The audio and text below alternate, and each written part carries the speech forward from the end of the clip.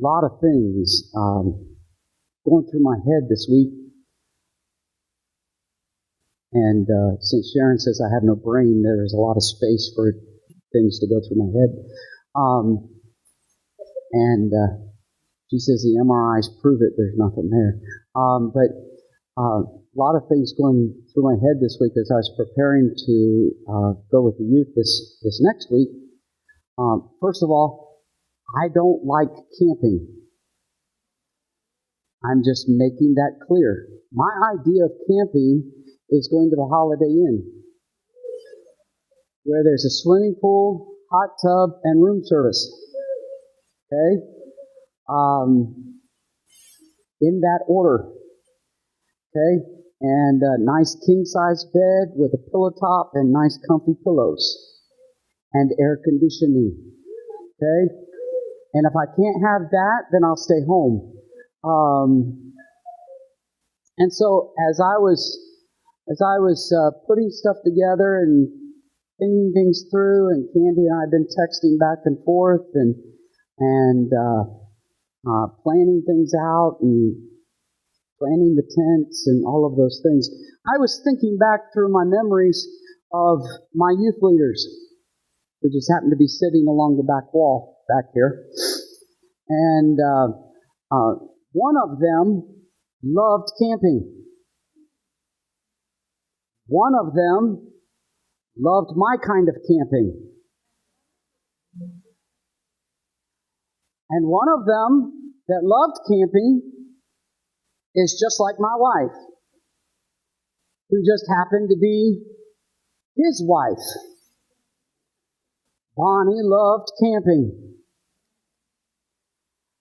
And Richard loved my kind of camping. And actually, we were talking out in the hallway, and I was telling him that I was thinking of him this week as we were preparing to go camping. And he says, if I want to go away and work, I'll just stay home and work. And I agree with him.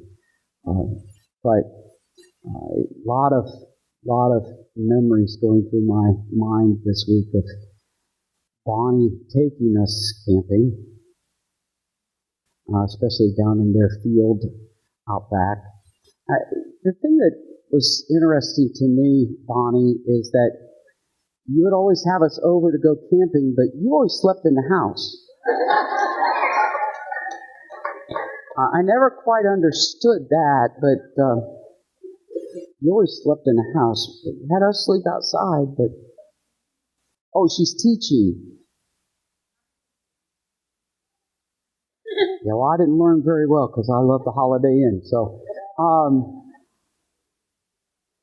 anyway, be praying for us. I did look at the weather. It's supposed to rain tomorrow. I told Dawn it can rain here all at once, not there. Okay, and we do need the rain, and I know we need the rain. It can rain here all at once, not there. Okay. I've done youth camps in the rain.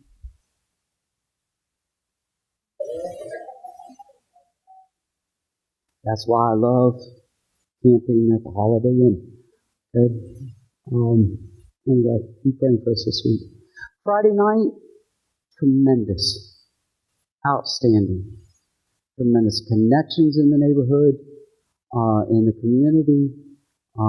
Met some families, made some great connections with the fire department, with the Army recruiter, and different businesses in the community. Missy did an awesome job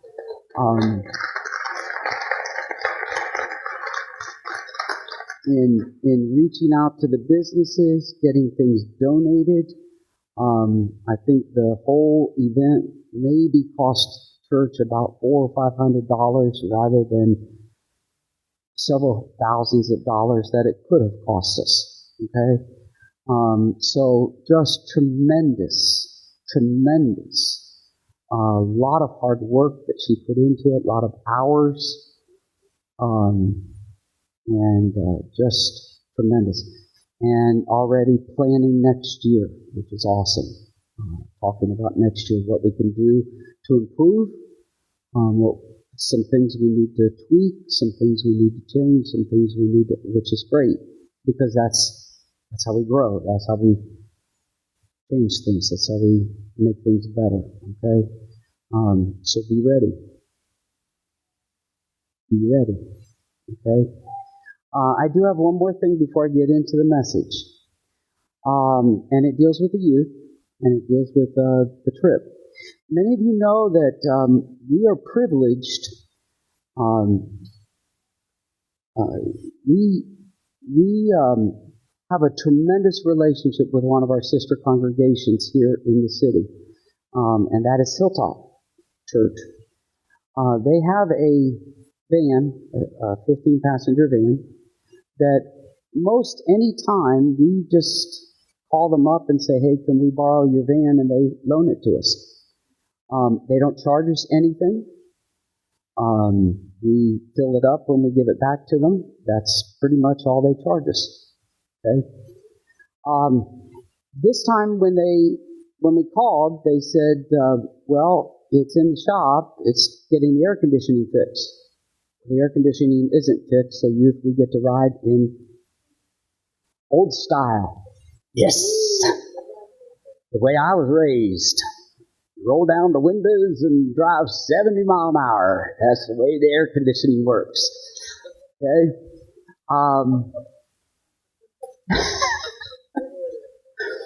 Yeah. Well, I was raised, never mind. I was talking with Pastor Steve the other night when I picked up the van, and he was telling me their van is an older van. It had been stolen. They got some things fixed on it, and it'd been stolen a while ago, and they got that fixed and taken care of. It's paid for. And they're getting the air conditioning fixed, and he didn't ask. They're not asking. They're not doing not any of that. Okay? But I think it would be an extra special thing for us as a congregation, because they've never asked, if we would take up a special love offering to give them.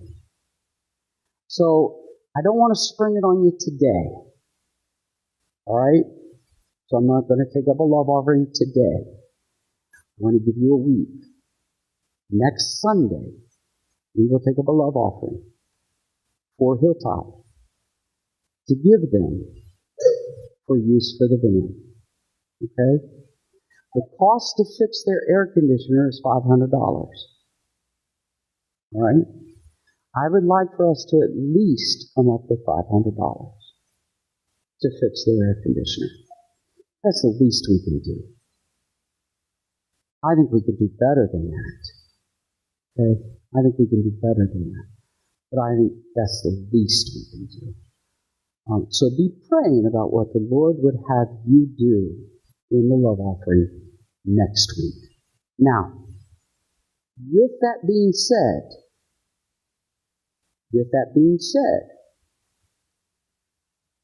do not take away from your tithe and offering. Okay? Because if you have gotten on your electronic device today, you'll have noticed that your Columbus West Church network is down. It's been disabled. There's a reason. Okay?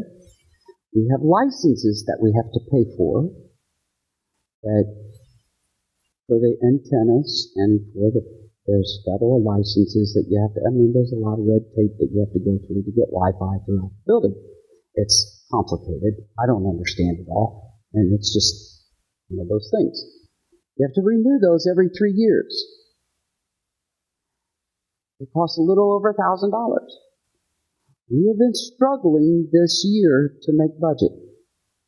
Okay? We are still struggling to make budget. Your dollar, every dollar that comes into the plate, goes a long way to pay bills. Okay? And we are stretching that dollar as far as we can make it stretch. And one of those ways is through the Wi-Fi throughout the building. We all enjoy that, don't we?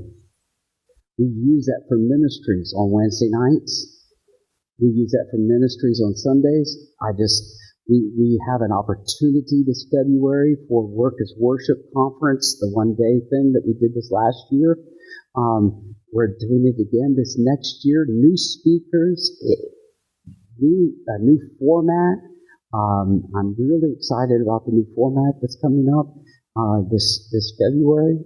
It's going to be exciting. It's going to be great. Another opportunity for us to earn a little bit of money with that as well.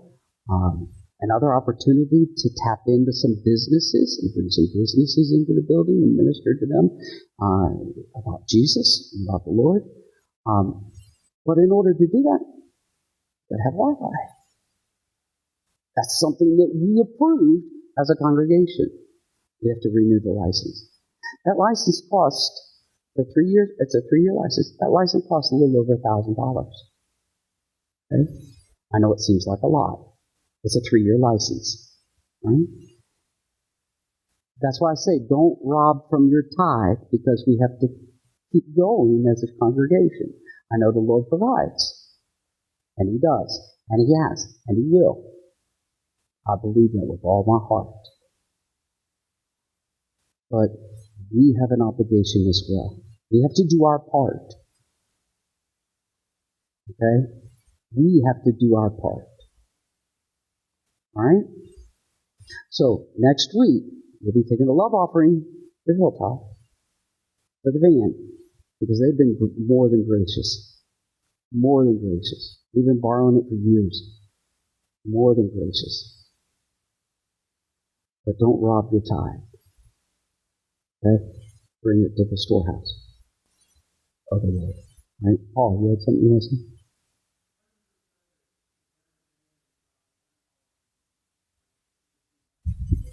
Yeah.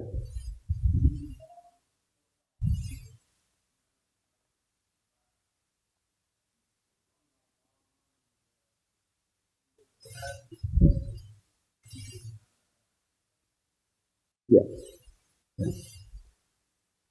Yeah. Renting a 15-passenger van is not cheap if you can find one. They're hard to find in the city anymore to rent a 15-passenger van. Okay? Business is out of the way. All right? Let's get into the Word. Okay? Mark chapter 3. Mark chapter 3. Be praying about what the Lord would have you do for next week. And let's just keep pressing forward. I'm excited about the opportunities we have in the community, about what the Lord is doing through us and through the different things that we've got going on in the community. Trunk Treat is coming up in October, and I'm excited about what is already in the works for that, through the firehouse, through the recruiters, and what's already in motion about that. That's exciting. Word is already getting out in the community about Trunk Treat. Just really exciting. So be praying about those things and be ready to jump in and be a part of that, okay? Because that's exciting. Because it's about building the kingdom. And as we reach out and build the kingdom and do our part, God will do His. And He will provide. He will take care of. I've seen it over and over and over throughout ministry. He will take care of and provide. All right, Mark 3. Enough. I'll get off my soapbox. Mark 3. Jesus went into a synagogue again. A man who had a palsied hand was there. The people were watching Jesus closely. They wanted to see whether He would heal the man on the day of worship, so that they would accuse Him of doing something wrong. So Jesus has gone into the synagogue. There was a man with a paralyzed hand, palsied hand, and it was a Sabbath. It's a day of worship. So he told the man with the paralyzed hand, stand in the center of the synagogue. Then he asked them, Is it right to do good or to do evil on the day of worship? To give a person back his health or to let him die? But they were silent. Jesus was angry, and as he looked around at them, he was deeply hurt because their minds were closed. Then he told the man, "Hold out your hand." The man held it out, and his hand became normal again. The Pharisees left, and with Herod's followers, they immediately plotted to kill Jesus.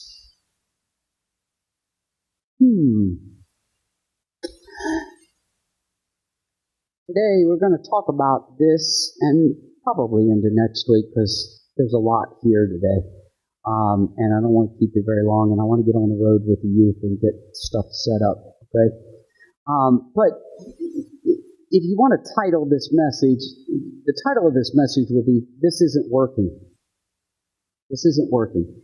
Have you ever had anything in your life that doesn't seem to be working? A lot? Maybe it worked once, but now it's not. I'm not talking about your freezer. I was at my family doctor the other day, and I've been going to him for 40 years. He came in, I asked him how he was, and he said, "I'm running late." And I told him, I said, "Well, I hadn't noticed." Because usually when you go to see him, you're in his office for 2 hours. So I said, "I hadn't noticed." But he went on to tell me that as he was leaving his house, he went to get in his car in the garage, and he noticed a puddle of water in the garage. It was from his freezer. It had stopped working. And luckily he didn't have much in the freezer, but what he had lost. But I'm not talking about things like that. I'm talking about real stuff, like a relationship. It really takes courage to admit that a relationship isn't working, especially if it feels comfortable to you. If you remember, I preached not too long ago a message entitled "Dysfunctional Comfort." Remember that? And how sometimes it's easier to stay in familiar bondage than it is to embrace uncomfortable freedom. So to admit that it's not working requires a certain amount of courage. To say it used to work, or it may have appeared to others to have been working, but this isn't working. But just to come to that point alone can be difficult from time to time, because sometimes we don't know if it's going to work. Maybe if we keep doing it, if we just give it a little bit more time, it will work. Which is typically what we preach, Keep trying, keep moving, keep working at it. But I've worked it out. I've worked out with weights. I've been to the gym, and there are some of us who have worked out. There are some of you who have worked out, and we can work out at the gym until Christ comes again, and we can sit and look in the mirror and say, "This isn't working." Not the way we're working out, because our form is off. We sit at the machine thinking, just sitting here ain't going to work, is it? I'll go to the hot tub now. I'll go to the steam room now. I'll relax in the pool now. I didn't lift a weight, but my muscles are sore just thinking about it. I take more breaks than I did reps. I've been there. This isn't working. Running on the treadmill isn't working for me. I like my insides right where they are. I don't want to run and mess them up. This isn't working for me. There have been things that the physical therapist has asked me to do, and I've gone back and I've said to the therapist, "This isn't working." I wanted balance without going through the process. Jesus went into a synagogue again, and a man who had a paralyzed hand was there. The people were watching Jesus closely. They wanted to see whether he would heal the man on the day of worship so that they could accuse him of doing something wrong. And I want to stop there because what we have in this passage is a failed system and a frustrated Savior. And really what bridges the gap between the two is a man who is there that day, and he's a man with a paralyzed hand. In verse 1, they announce his presence in the synagogue. Jesus is there that day. Who is the most important person in human history? He was in church that morning. And a man, and you'd expect it to be a very rich man, someone of great importance. I mean, if you were going to take time to call this guy out by name, I mean, it would be a man with a Grammy, or a man with an Oscar, or a man from the White House, or a man with a contract to play in the NBA. You know what I mean? But when Mark gets ready to call the roll for who's there that day, he doesn't mention a man with a big house or a full bank account or a fancy car. He mentions a man with a situation that could have and should have prohibited him from being there in the first place. A man with a problem, with this deformity. It was like that he would have been excluded from synagogue worship that day. The good thing was, he only had a problem with one hand. When you have a problem with one hand, that means you can shake hands with your good hand, while you hide your bad one. However, how embarrassing he must have been when Jesus calls him out in front of everyone. Stood him up and used him as an object lesson. Now, I know many of you, if I would do that to some of you, I'd hear about it after church. I'd hear about it on Monday. I'd hear about it on Tuesday. I'd hear about it on Wednesday. I'd hear about it on Thursday. I'd hear about it on Friday. I'd hear it in my emails. I'd hear about it on Facebook. And then you'd probably leave the church. And I know that when Jesus did it, it sounds cruel, but Jesus will always use your situation to fix the system that created it. And this is the premise of Mark 3, verses 1 through 6. Because we all have situations, don't we? We all have palsied hands, don't we? I'm not talking about your Sunday situation. That's much different.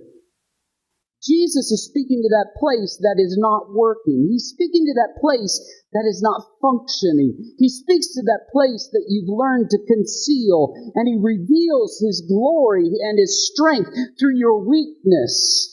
There's one thing that Paul teaches us that I'm very grateful for, that I want to share with y'all. You know Paul. You know who Paul is?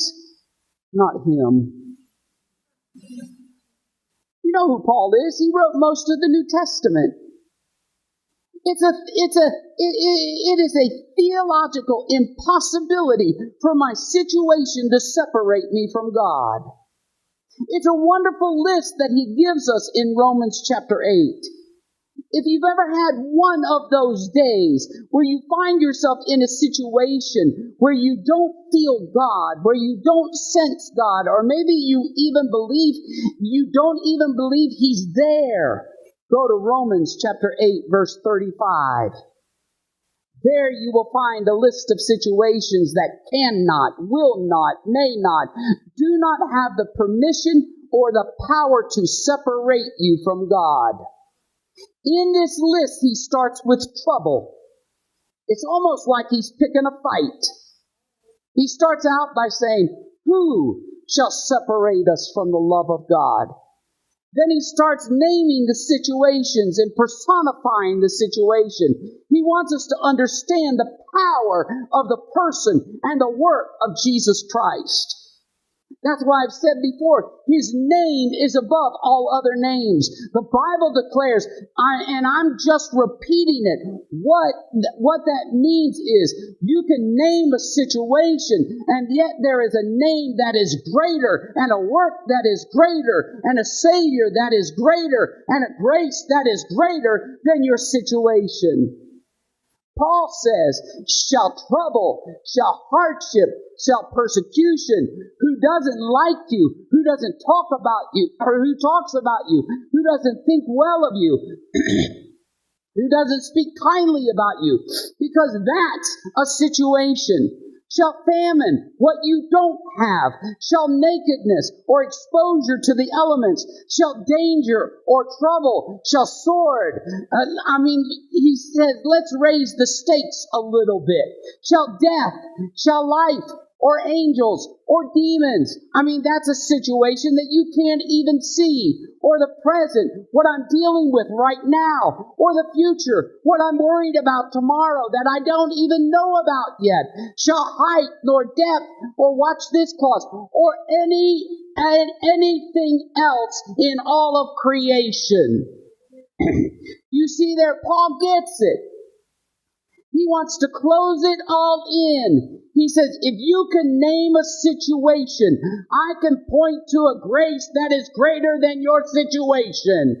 So then I don't care what you did, what they said, what you lost, what you don't have, what you've been, or where you're going. It is impossible for your situation to separate you from your source. It's just a situation. It's not your identity. It's just a situation.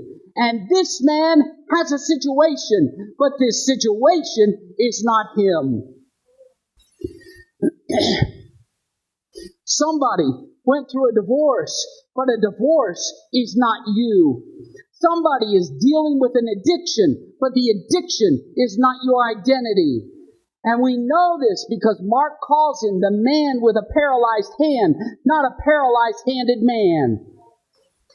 He's a man with an issue, but the issue is not the man. The real situation in the text is not the man's hand. It's the people's hearts. It's one thing to have a bad hand, especially in Vegas.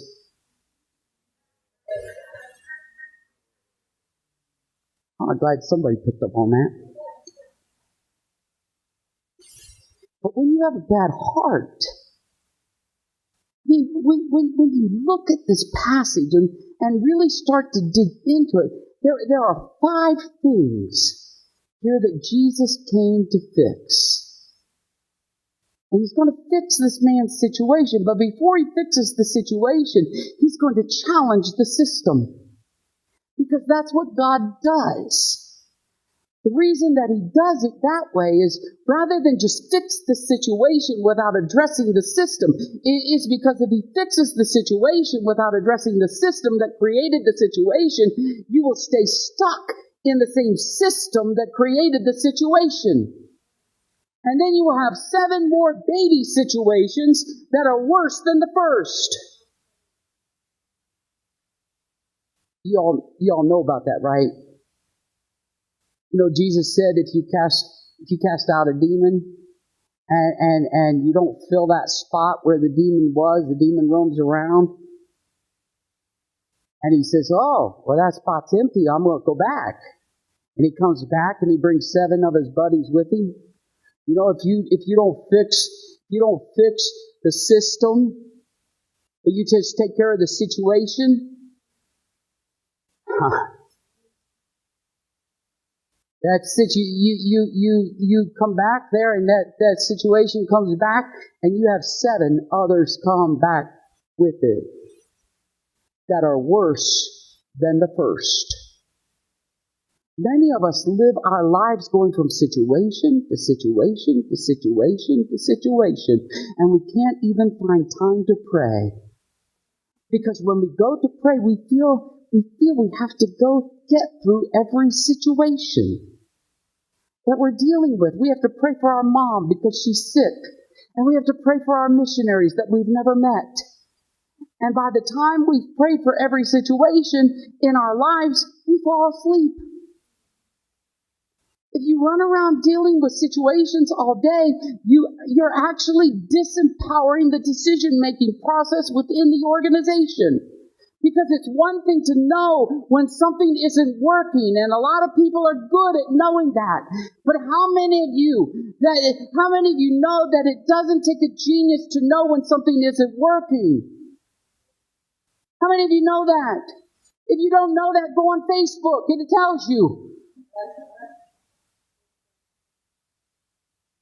You can spend your whole day there telling everybody who doesn't care, what's wrong with everything.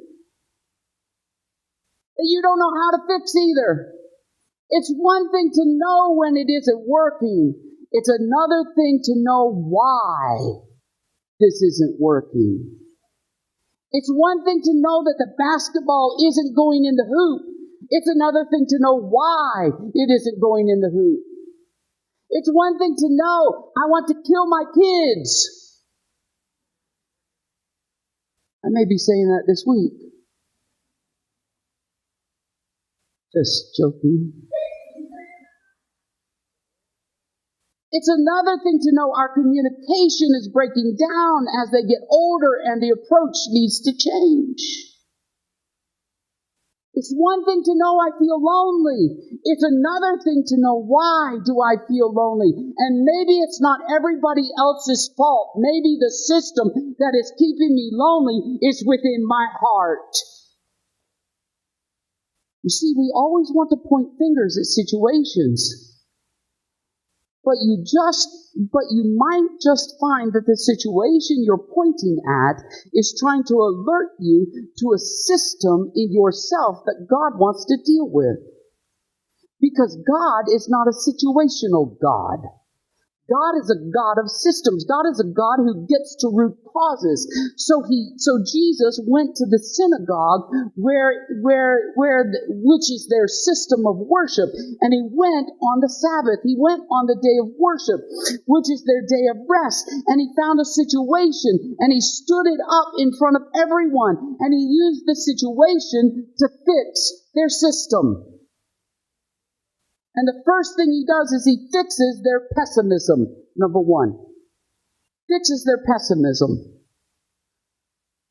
Now, pessimism is the result of considering your situation before you consider the source. Pessimism is the result of considering your situation before you consider your source.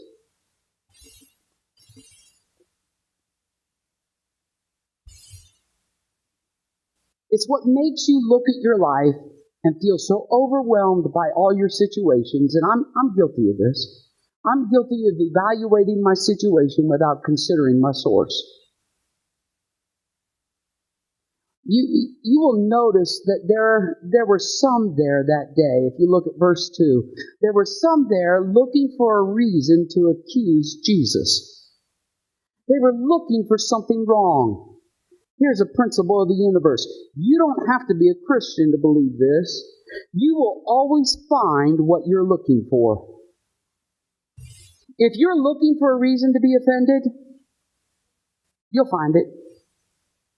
If you're looking for a reason to be bitter, you will find one anytime. I realize that there are people who come in here, who come to our church, who come to this place, who are looking for things not to like about our church. It's okay. I understand it. I understand it because we've almost been trained for it. We've been trained to not trust our politicians. We've been trained sometimes by our disappointments not to expect much out of life. We've been trained by our insecurities not to expect people to like us. When we're telling ourselves before we even get out into our day, nobody really cares about me. Nobody ever checks on me. Nobody appreciates me. Nobody talks to me. Nobody notices me. Nobody texts me. Nobody friends me on Facebook. Nobody likes me. Nobody tweets me. Nobody likes me. Nobody cares for me. Guess what's going to happen? Your situation is going to reflect your psychology. Because the Bible says, as a man thinks in his heart, so is he. So it's just a matter of time before your situation looks like your self-talk. Well, y'all got real quiet. And now you've said it enough to yourself, and now you're looking for a reason to prove to yourself a verdict that you've arrived at, before you even collected evidence. So it causes you to look at people and situations and think, can't get any better, because it's always been this way. But Jesus said, stretch out your hand. I came to speak a better word and fix what you say within yourself. When you keep repeating those words, why are you surprised when people fulfill your prophecy? They always and they never. Why are we surprised? Well, there's a second thing that Jesus came to fix. Our prejudice. Well, y'all are real quiet right now.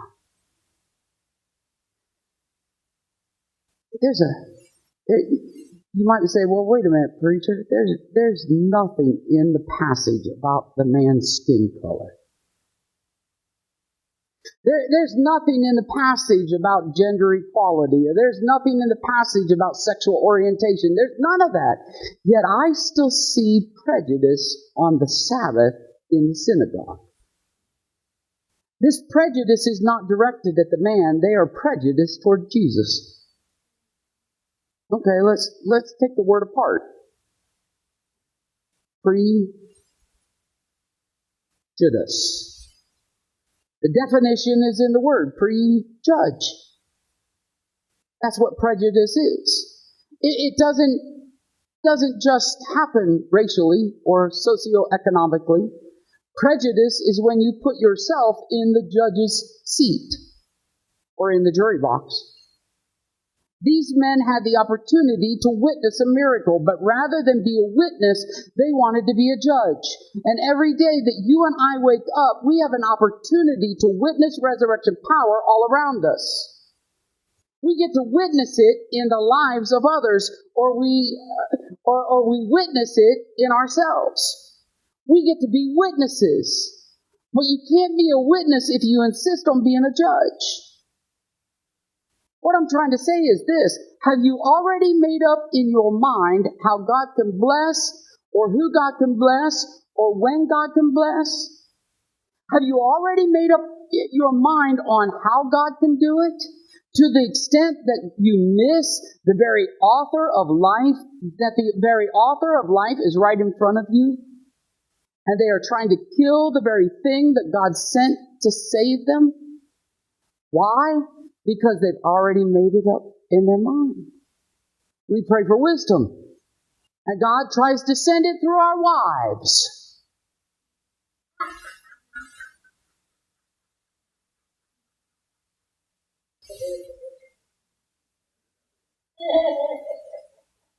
But we are prejudiced. We prejudge the people that God sends to help us. So rather than accept the wisdom, but because they are 99% right, we are 1% wrong. So rather than accept the wisdom, since we don't like the truck that it came in, we send back the wisdom because she's always like that. Well, she's the one God might use to show you your system. Jesus was a threat to them. And they already had made up their mind They already had their verdict. Now they just needed to collect the evidence. It's called confirmation biases. When you wake up believing that God is for me, you look for evidence to support that verdict. When you wake up believing that all things work together for my good and that nothing can separate me from the love of God, when you believe that, when you are looking for a reason to rejoice rather than a reason to accuse, it causes you to weigh things differently. So you start talking like Paul did in Corinthians. On one hand, we are pressed, but on the other hand, we're not crushed. On one hand, we're persecuted, but on the other hand, we're not abandoned. On one hand, we're struck down, but on the other hand, we're not destroyed. What I'm trying to tell you this morning is if you would get out of the judge's seat and get into a witness mentality, God, I want to see the good in people. I want to see the best in people. I want to believe the best about people. I want to see the opportunity in opposition. I'm looking for it. I'm looking for a reason to be offended. I'm looking for a way to forgive. How many of you this morning are glad that God looked beyond your faults and saw your need? Because He could have accused you. He could have condemned you. He could have cast you down, but He didn't. How many are grateful for what He didn't do, for what He overlooked? But they got it twisted. They got it twisted. And instead of looking for an opportunity to meet a need, they were looking for an opportunity to accuse. Sometimes God puts you in a difficult situations, and we get it twisted. He put you there to change it, not to complain about it. And you're out of order. I woke you all up, didn't I? This isn't working. Now, the man's got a palsied hand. He can't work. Luke tells us it's his right hand. It must mean that it was his dominant hand. It must mean his hand of blessing. The Jewish culture, they use the right hand to bless people. So he needs a blessing to be a blessing. Sometimes we try and be something that we have not received from God, and it never works. Jesus stands the man up, and he picks a fight. Now, I'm sorry to disrupt your Mr. Roger Jesus relationship, because he's challenging the whole system. And we've seen it over and over so far in this study on the book of Mark. I mean, there are two things here that you notice. Jesus could have taken the man aside, but he didn't. He could have had Peter get the man and had him meet him after worship. You know, Peter, you see that man over there? I want you to get him. Oh, you want me to kill him? I mean, that's the way Peter was, right? He was quick to draw the sword. Oh, you want me to get him out of here, Jesus? No. I want you to do it. You want me to shut him up? He's disturbing things. No, Peter, just listen to me, would you? I want you to take him outside because I want to heal his hand. But the Sabbath was a day of rest. God created for 6 days, and on the Sabbath, God rested. It's the only one of the 10 Commandments that reflects the order of creation. So it's work, rest. Right? Not rest. Work. That's out of order. But that's a shadow. It's not the substance, because the real Sabbath is Jesus Himself. It's His work that enables us to rest from ours. So they are consumed with their Sabbath, that they're missing God's Sabbath. It's a perversion. I know we use the word prejudice for racial reasons, and we use the word perversion for sexual reasons. But this is a perversion. Perversion is any time that a gift is used against its intention. That's a perversion. Perversion is any time that a gift is used against its intention. That's a perversion. Jesus heals him. Not only does Jesus stand him up publicly, but he calls him out publicly. But he does it on the Sabbath. Which is understandable if this guy has a gunshot wound. Here's a little lesson on the Sabbath. God gave this gift on the Sabbath, and I want you to rest one day. It's a picture of how I rested. It's a gift to you. It's a shadow of rest to come for the people of God, where you can cease from your works and receive by grace what you could not attain by labor. So I want you to rest to get into the rhythm of resting of your works, from your works. But they did what we tend to do with the gifts that God gives us. Especially when we don't understand the intention of the gift. We get it twisted. So Jesus shows up on the day when they're not supposed to work. So here's one of the rules. And they took one commandment. Rest on the seventh day. Right? That's one of the 10 commandments. Rest on it, keep it holy. Right? One of the 10 commandments. They took that one command and made 600 rules about that one command. 600 rules about that one command for the Sabbath. They had a system for every possible situation you could think of. For example, if you wanted to take a journey on the Sabbath, you could go 1,999 paces. If you went 2,000 paces, you broke the Sabbath. So you better count your steps. Make sure your Fitbit is charged. Make sure you don't work. If someone has a dislocated foot or hand, you can't set it back into place on the Sabbath. That's Friday sundown until Saturday sundown, because that's the Sabbath. You can't set the bones back in place on the Sabbath. But there's an exception to that rule. If the person's about to die, you can do it. Well, thank the Lord for that. You can save a life on the Sabbath. Well, praise the Lord. That sounds crazy to us. But they would take a gift that God gave, like a day off, a day of rest from their labor, and twist it to that point where they forgot. They forgot what it's all about. What Jesus said in Mark 2:27, when his disciples were working on the Sabbath, actually they were walking and they did something that was considered work. They took some heads of grain. You remember, they were walking through the field and they took some heads of grain and they rubbed the chaff off and they ate the wheat. It was on the Sabbath, and the Pharisees said, "Oh, gotcha! You're working on the Sabbath." And Jesus said, "You missed the entire point of what the Sabbath is, which is a gift. Because you were caught up in your system that you perverted and twisted the gift." Watch what he said. This is very strategic. That the Son of God would say to the people that he came to save, the Sabbath was made for man, not man for the Sabbath. I know it's a little difficult for us to get much meaning out of that because we don't celebrate the Sabbath in the same way. So let me try it this way. Stuff was made for man, not man for stuff. Does it make sense to you? The essence of the lesson is this.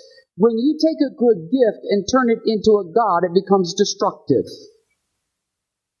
Well, let me try another one. Sex was made for man, not man for sex. And what the enemy loves to do is to take a good gift that God gave you and twist it and disfigure it, like this man's hand was disfigured. That's what had happened to the people's hearts. So that they had taken a gift and turned it into a prison. They were serving something that was supposed to be serving them. When God sees you chasing material possessions, he says, that stuff is meant to serve you. Why are you serving what I gave to serve you? It's out of order. We have one man who can't work because he has a condition, a situation, and we've got a system of religion that won't work. Why? It's the Sabbath. We can't do it on the Sabbath. Jesus said the Sabbath is for you, not you for the Sabbath. I gave it as a gift. Why would you twist the gift? It causes me to wonder, how many gifts has God given me in my life that I have twisted? God gives you people in your life so you can encourage them, and you become so needy that you twist the gift and ruin the friendship. How many gifts has God given us? How many people will you sleep with that sex is a gift? Sex is a gift, and it's a wonderful gift, but it's a terrible master. Within a certain context, it's a wonderful gift, but if you get it twisted, it begins to take over your life. You're out of order.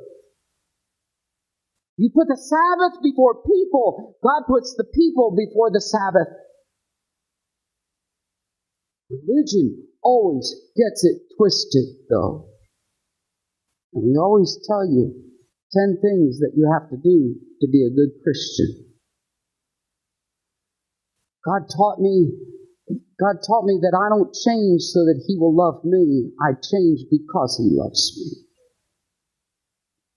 This is the revelation of the cross. We love Him because He first loved us. When you get that out of order, you will twist great gifts that God has given you in your life. Jesus looked around and said, this isn't working. So He calls a man as an object lesson. He doesn't give a speech. It's a lesson. Gives a demonstration. Faith is a demonstration, not an explanation. You guys look like you've had enough. Faith is a demonstration, not an explanation. Think about it. What gifts we twisted? Pessimism.